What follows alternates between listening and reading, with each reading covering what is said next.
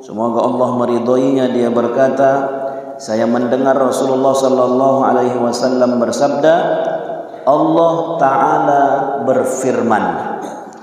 Jadi Bapak Ibu, hadis kita hari ini hadis yang diriwayatkan oleh sahabat Nabi yang bernama Anas bin Malik.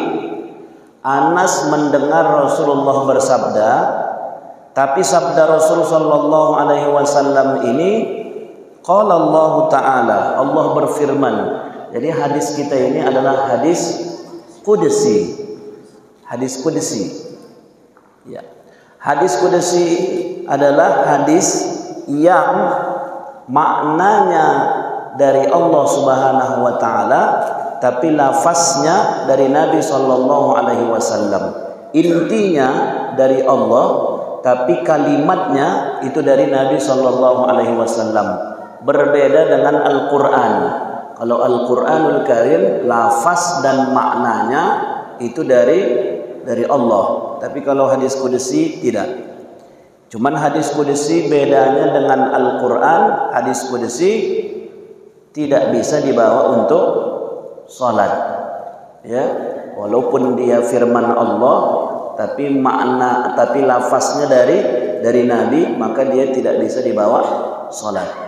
Jadi nanti jangan setelah ini ada pula yang membawakan hadis qudsi di dalam salat. Apa firman Allah Subhanahu wa taala? Ya ibna Adam, wahai anak Adam, selagi engkau berdoa kepadaku dan memohon kepadaku, maka akan aku ampuni engkau, wala ubali, dan aku tidak peduli, kata Allah, berapapun banyaknya besarnya dosamu. Bapak Ibu yang dirahmati Allah Subhanahu wa taala, jadi dari firman Allah Subhanahu wa taala ini, ya, Dr. Mustafa Al-Bugha dalam kitab Syarah Arba'in Imam Nawawi ini mengatakan, menunjukkan betapa besarnya rahmat dan ampunan Allah Subhanahu wa taala. Ya. Sampai Allah mengatakan, innaka ma da'autani wa rajautani, selagi engkau masih mau minta ampun samaku, kata Allah, selagi engkau masih mau minta ampun kepadaku dan masih mau berharap kepadaku, masih mau lagi awak mengangkat tangan berdoa, ampunkan aku ya Allah, selagi masih mau kita memohon ampunan kepada Allah Subhanahu wa taala dan berharap untuk diampuni, ghafartu laka, aku akan ampuni semua dosa-dosamu, kata Allah. Aku akan ampuni semua dosa-dosamu, wala ubali, dan aku tidak peduli. Maksud tidak peduli di sini adalah aku tidak peduli, kata Allah. Mau berapa banyak pun dosa yang kau kerjakan, mau berapa banyak pun kejahatan, maksiat yang kau lakukan, wala ubali, aku tidak perhitungkan itu, kata Allah. Asalkan masih mau meminta, asalkan masih mau memohon ampunan sama Allah. Jadi apapun dosa yang pernah kita kerjakan, kata Allah, ghafartu laka, akan aku ampuni dosa itu.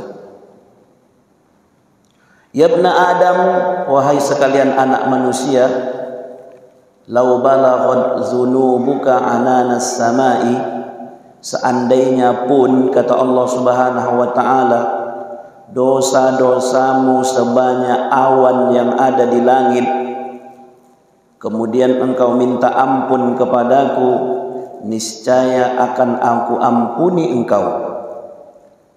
Sekalipun banyaknya dosamu, kata Allah Subhanahu wa taala, sebanyak awan yang ada di atas langit, selama masih mau minta ampun sama Allah, akan ku ampuni semua dosa yang kau lakukan. Wahai anak Adam, sesungguhnya engkau datang kepadaku dengan kesalahan sepenuh bumi, kemudian menemuiku dengan tidak menyekutukan aku sedikit pun, maka akan aku temui engkau dengan ampunan sepenuh itu pula. Jadi menurut para ulama, Bapak Ibu orang tua kami dirahmati Allah, syarat daripada ampunan Allah ini mutlak, tidak boleh ada kesyirikan. Mutlak tidak boleh ada kesyirikan, mempersekutukan Allah. Sampai kalau kita dalam mazhab Ahlus Sunnah wal Jamaah, kalaupun sampai meninggal dunia, ya, sampai meninggal dunia, selama itu tidak dosa besar, kemudian kita belum sempat taubat kepada Allah Subhanahu wa taala, tapi mati dalam keadaan tidak mempersekutukan Allah, maka masih akan ada peluang untuk mendapatkan ampunan Allah. Itu bedanya. Ya, jadi hadis terakhir ini, Bapak Ibu yang dirahmati Allah, dipilih oleh Imam Nawawi dengan menunjukkan betapa besarnya ampunan dari Allah Subhanahu wa taala. Ya, sampai kalaupun engkau datang dengan dosa sebanyak bumi, sebanyak awan yang ada di langit, berapapun yang kau lakukan kemaksiatan itu, selagi masih mau memohon ampun kepada Allah, insya Allah masih diampuni oleh Allah Subhanahu wa taala. Mungkin Bapak Ibu sudah sering kita kita dengar hadis-hadis yang disampaikan oleh guru-guru kita, ustadz-ustadz kita, fadilah istighfar, ya, bagaimana Nabi Shallallahu Alaihi Wasallam sehari semalam mengucapkan istighfar sampai 10 bahkan 100 kali. Sekelas Nabi Shallallahu Alaihi Wasallam istighfarnya 70 sampai 100 kali. Maka dalam kitab syarah ini beliau mengatakan yang lebih dianjurkan itu, karena istighfar ini kan ada tingkatannya, Pak. Yang paling singkat dia astaghfirullah atau rabbighfirli. Dinaikkan sedikit, ada riwayat yang mengatakan astaghfirullahal azim alladzi la ilaha illa huwal hayyul qayyum wa atubu ilaih. Tapi yang sebaik-baik istighfar itulah yang kita kenal dengan sayyidul istighfar. Penghulunya, puncak daripada istighfar itu, ya. Puncak daripada istighfar. Istighfar yang paling tinggi adalah Allahumma anta rabbi la ilaha illa anta khalaqtani wa ana abduka wa ana ala ahdika wa wa'dika mastata'tu a'udzubika min syarri ma sana'tu abu'u laka bi ni'matika alayya wa abu'u bi dzambi faghfirli fa innahu la yaghfiru dzunuba illa anta. Apa itu? Oh, hafal. Yang hafal, yang tidak pakai kopean pun bolehnya. Jadi kalau tak hafal, cari di internet atau fotokopi, termasuk yang diamalkan. Karena kata Nabi, siapa yang membaca sayyidul istighfar di subuh hari, karena sunnahnya itu dibaca subuh dan petang, zikir pagi dan sore. Siapa yang membacanya di pagi hari dengan penuh keyakinan dan mengharap ridho Allah, kemudian dia meninggal sebelum sore, maka dijamin Allah masuk surga. Siapa yang membacanya di sore hari sebelum datangnya pagi dan dia mati sebelum itu, maka dijamin masuk surga. Itulah kehebatan sayyidul istighfar. Jadi Bapak Ibu yang dirahmati Allah Subhanahu wa taala, selama belum melakukan dosa besar. Jadi kalau kita akidah Ahlus Sunnah wal Jamaah ini mengatakan Allah Maha Pengampun, selama dosa itu tidak dosa besar, maka ada kemungkinan diampunkan Allah walaupun kita belum memohonkan ampunan sampai kita mati. Tapi kalau dia dosa besar, tidak bisa kecuali dengan taubatan nasuha. Maka Bapak Ibu yang dirahmati Allah, menyambung daripada hadis ini terkait tentang dosa, ya, ada beberapa dosa yang dilakukan yang mungkin tujuannya baik, tujuannya bagus, cuman karena ingin menutupi sesuatu, maka dosa ini pun akhirnya terjadi. Ya. Apa dia?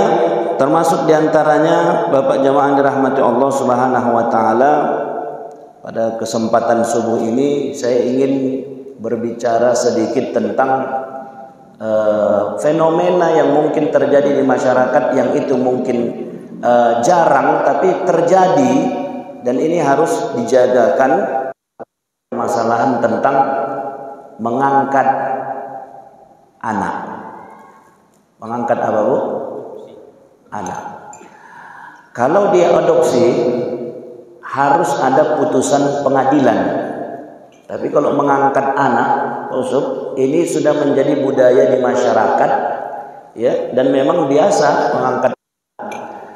Jadi kalau di zaman jahiliyah, sebelum datangnya Islam, sebelum Nabi diangkat menjadi Nabi dan Rasul, Bapak Ibu, orang Arab jahiliyah itu biasa mengangkat anak. Tapi perlakuan terhadap anak angkat ini sama dibuat dengan anak kandung. Semuanya sama. Nasabnya, pembagian warisnya, semuanya sama. Sampai Nabi SAW dalam riwayat itu, dalam hadis, Nabi pernah punya anak angkat. Iya. Jadi anak angkat Nabi itu namanya Zaid. Zaid ini ayah kandungnya adalah Harisah. Jadi Zaid bin Harisah. Zaid anaknya Harisah. Tapi karena zaman Arab jahiliyah dan Nabi belum mendapatkan tuntunan dari Allah tentang anak angkat ini, maka orang Arab jahiliyah itu biasa menasabkan anak angkatnya itu kepada ayah angkatnya. Maka Nabi Zaid itu biasa dipanggil orang Zaid bin Muhammad. Zaid anaknya Muhammad. Maka sampai akhirnya, Bapak Ibu yang dirahmati Allah Subhanahu wa taala, turunlah firman Allah Subhanahu wa taala dalam surah Al-Ahzab ayat 4, ya, yang kemudian Allah Subhanahu wa taala berfirman, janganlah engkau jadikan anak-anak angkatmu menjadi anakmu. Ya, jadi panggilan anak angkat kemudian akhirnya menjadi anak kandung. Ini kemudian setelah itu barulah Nabi SAW merubah, ya, yang selama ini Zaid bin Muhammad akhirnya kembali menjadi Zaid bin Harisah. Biasanya Bapak Ibu, orang mengangkat anak ini kan biasanya dua ini, Pak Asisten. Iya. Pertama, karena belum ada rezeki anak. Belum ada rezeki. Bertahun-tahun menikah, ya kan, Bu? Belum juga punya anak. Datang wak pihak pula, cobalah dulu, kau angkat dulu anak, katanya. Biasanya begitu. Anak pemancing katanya. Dan entah macam mana, percaya tak percaya pula, Pak, 2 tahun setelah diangkatnya anak itu hamil pula lah bininya. Ada begitu, Bu? Ada. Kalau dari segi kedokterannya tak tahulah kita, mungkin dari psikologi dan sebagainya pengaruh. Tapi memang begitu. Belum punya anak, begitu diangkatnya anak, akhirnya 2 tahun kemudian hamil pula istrinya. Atau anaknya banyaknya, udah 5 anak waktu. Udah 5 anaknya, yang 5 ini udah besar-besar. Udah ada yang kuliah, yang paling besar, yang paling kecil udah kelas 3 di pesantren. Akhirnya wak laki-laki sama wak perempuan berduanya lagi di rumah. Tengok-tengokan, orang tuh tengok-tengokan, orang tuh rindu juga, orang tuh punya anak kecil. Rupanya wak laki-laki sama wak perempuan nih ada orang ladangnya yang kerja sama dia di ladang. Yang kerja sama dia di ladang nih ekonomi susah, tapi anak banyak. Kan banyak begitu. Kalau masalah makan susah, cuman kalau buat anak 7 anak wajib. Asalkan kosong berisi. Sampai akhirnya anak yang ke-7 ini, yang anak orang ladang wak ini, lahir tapi kondisi ekonomi ayah emaknya sulit. Datang orang wak nih pula, udahlah marilah biar sama aku lah ini, katanya. Akulah mengurusnya, akulah membesarkannya, makannya, pendidikannya, biar aku menanggungnya. Nah, ini biasanya di masyarakat kita mengangkat anak itu begitu. Beda sama adopsi. Kalau adopsi adalah pengurusan anak yang bukan anak kandungnya, anak orang lain, kemudian pendidikan dan kehidupannya ditanggung oleh orang lain berdasarkan putusan pengadilan. Nah, itu kalau secara hukum negara begitu, harus ada putusan pengadilan. Tapi kalau di masyarakat tak pernah sampai ke pengadilan, cukup ya, asalkan orang tuanya setuju, kemudian diangkatlah ini, dipelihara sampai dia besar. Maka Bapak Ibu yang dirahmati Allah, bagaimana perhatian hukum Islam terhadap hal ini, kan begitu. Maka yang pertama yang harus kita pahami bahwa hukum asal daripada mengangkat anak itu adalah mubah.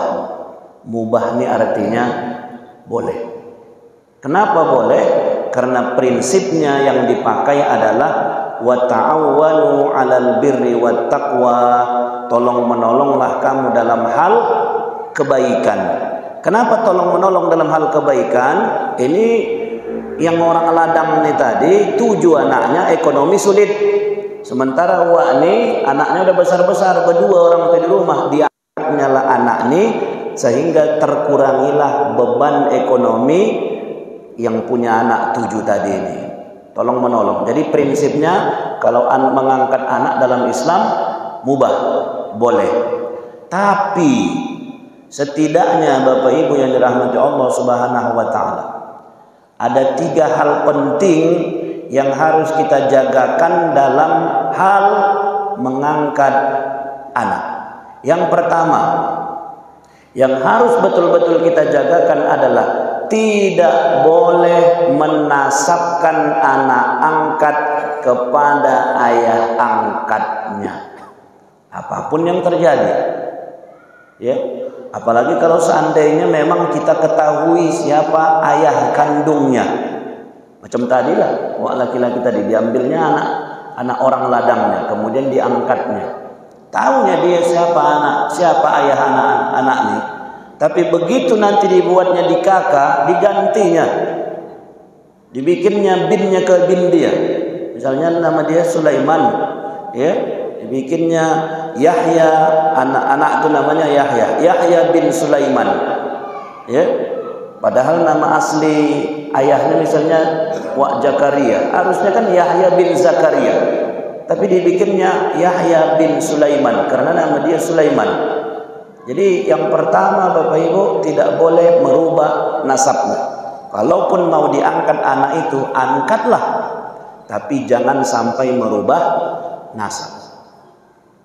Jadi Pak Ustadz, ini dulu waktu kami ambil ini, tidak tahu ini siapa ayahnya. Umpama dari panti asuhan, orang panti pun tak tahu ini siapa ayahnya ini. Misalnya anak ini dulu entahlah dapat, entah dititipkan, entah macam mana ceritanya, diletakkan di panti asuhan, terus tak tahu siapa ayah kandungnya. Jadi macam mana membinkannya itu Pak Ustadz? Membinkannya kata Allah dalam Al-Quran, ya, binkan dia dengan bin Abdullah, hamba Allah, ya. Kalaupun kebetulan nama ayah yang mengangkatnya itu Abdullah bukan Abdullah nama orangnya, tapi Abdullah hamba Allah. Ini yang pertama, Bu. Jadi kalaupun mau mengangkat anak, mana tahu ada kejadian tetangga, saudara, siapapun silahkan. Tapi kalau dalam masalah nasab tidak boleh diganti. Apalagi sampai seandainya anak itu besar, terutama anak yang diangkat ini misalnya anak perempuan, Mbak, anak perempuan. Selama ini anak perempuan ini tak dikasih tahu kalau dia itu anak angkat. Yang tahu anak perempuan ini aku anak anak wak leman, omakku si Piah, itunya tahu dia. Yang lain tak tahu dia. Tapi karena si ayah sama omak angkatnya ini takut, ini kalau kita kasih tahu dia ini anak angkat, entah yang boncinya dia sama kita nanti, yang tak sayang lagi dia sama kita, entah lari pula dia dari rumah ini. Satu. Yang kedua, macam mana lah nanti kita sama tetangga, cakap-cakap tetangga lah, kita dibilang lah begini. Akhirnya begitu dilamar orang anak nih, karena demi menjagakan segala macam nih pertimbangan tadi, si ayah angkat memaksakan dirinya untuk menikahkan anak angkat. Boleh begitu, Bu? Tak boleh. Ya, tidak ada hak dari ayah angkat menikahkan anak angkat. Karena pernah saya dengar di masyarakat, karena omak pengajian ini kan berbunyi ini, wih Ustaz kemarin kejadian begini, berbunyi omak, tolong omak, sebutkannya pula namanya. Iya, tak dong omak, begitu ku sampaikan begitu. Iya kemarin begini, sebutkan orang itu pula nama. Kejadian. Karena saking sayangnya, saking takutnya dan banyaknya pertimbangan, akhirnya si ayah angkat kemudian tak memberitahu anak angkatnya. Kemudian karena mungkin dari awal kakak, KTP semuanya sudah dibuat atas bin ayah angkatnya, binti ayah angkatnya. Akhirnya dinikahkannya, tapi tetangga ada yang tahu kalau ini dulu bukan anak kandungnya ini. Ini anak angkatnya ini, mana ada anaknya? Angkatnya ini kata. Tapi berani dia menikahkannya, maka ini pernikahannya tidak sah. Kalau sudah pernikahannya tidak sah dan si anak itu nanti melakukan hubungan suami istri, maka ayah angkatnya lah bertanggung jawab atas perzinahan yang dilakukan oleh anaknya. Kenapa? Karena nikahnya tidak sah.